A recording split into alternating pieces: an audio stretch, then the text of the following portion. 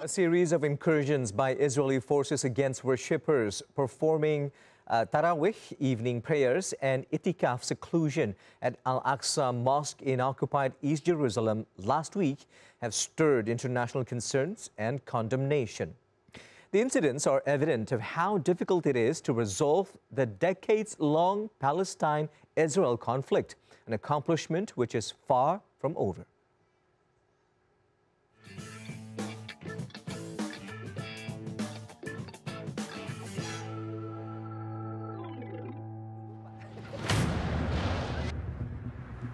Israeli forces stormed Al-Aqsa Mosque in occupied East Jerusalem on Tuesday, April 4, 2023, assaulting and arresting worshippers who were staying overnight to practice Itikaf, to pray, reflect, and recite the Quran in seclusion. 24 hours later, armed officers again stormed the mosque while around 20,000 Palestinian worshippers were performing Taraweeh, or the evening prayers. UN Special Rapporteur on the human rights situation in the occupied Palestinian territory, Francesca Albanese, condemned the violent incursions by the Israeli forces. She deplored the reckless and unlawful actions of Israeli forces, which reportedly allowed some 165 Jewish Israelis to enter the compound, in violation of the status quo agreement, which Israel is bound to respect. By law, Israel's control of occupied East Jerusalem, including the Old City, violates principles of international law, which stipulates that an occupying power has no sovereignty in the territory it occupies and cannot make any permanent changes there. Al-Aqsa Mosque is an Islamic site where unsolicited visits, prayers and rituals by non-Muslims are forbidden, according to decades-long international agreements. Israeli groups in coordination with authorities have long violated the delicate arrangement and facilitated raids of the site. Violent Israeli assaults on Palestinian worshippers during the month of Ramadan specifically have become commonplace. Last year, over 170 were wounded and more than 300 were arrested during Israeli raids on the mosque across the holy month. In May 2021, hundreds of Palestinians were injured after Israeli forces stormed the compound and attacked worshippers during Ramadan with tear gas, rubber-coated steel bullets, and stun grenades.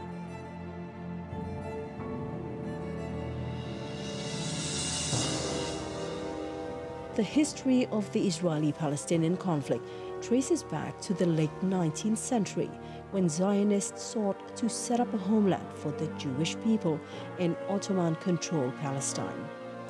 The Balfour Declaration of 1917, issued by the British government, endorsed the idea of a Jewish homeland in Palestine, which led to an influx of Jewish immigrants to the region. Following World War II and the Holocaust, pressure mounted for the establishment of a Jewish state in Palestine, leading to the creation of Israel in 1948. The establishment of Israel and the war that followed and preceded it led to the displacement of hundreds of thousands of Palestinians who became refugees, sparking decades-long conflict between Israel and the Palestinian people. The Palestinians seek to establish their own independent state in at least a part of historic Palestine.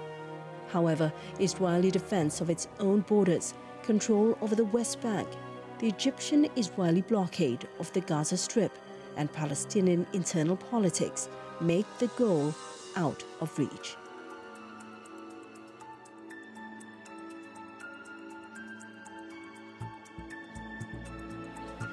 Numerous efforts have been taken to resolve the conflict, including the promotion of a two-state solution, negotiations for the declaration of principles on interim self-government arrangement, and an attempt to set up a framework that would lead to the resolution of the Israeli-Palestinian conflict were held secretly in Oslo, Norway, and completed on the 20th of August, 1993.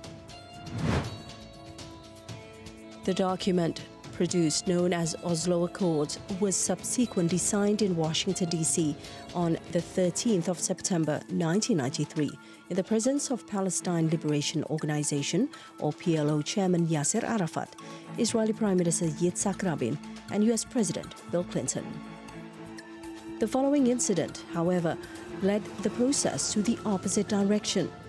Yitzhak Rabin was murdered on November 4, 1995 by Yigal Amir, an extremist Jew who was opposed to the Oslo Accords and the handing over of control of parts of the West Bank to the Palestinians as a part of the 1993 landmark peace agreement. Yasser Arafat died unexpectedly on 11 November 2004 after a short period of illness. The cause of his death has since been debated, with former Palestinian Foreign Minister Nabil Saad later saying in 2011 that he was convinced Arafat was assassinated. Still, peace process continues until recently. On the 26th of February, senior officials from Jordan, Egypt, Israel, Palestine, and the U.S. met in Aqaba, Jordan, to reaffirm their commitment to all previous agreements and to work towards a just and lasting peace. They were committed to steps to de-escalate the situation on the ground, pause unilateral measures, and prevent further violence, including by upholding status quo at the holy sites. The meeting was followed by a similar session on 19 March in Sharm el-Sheikh, Egypt. Yet, amid the peace process brokered by the UN in Jordan and Egypt, the incursions on Al-Aqsa occurred. Time and again, peace initiatives are taken hostage by deliberately provoked violence.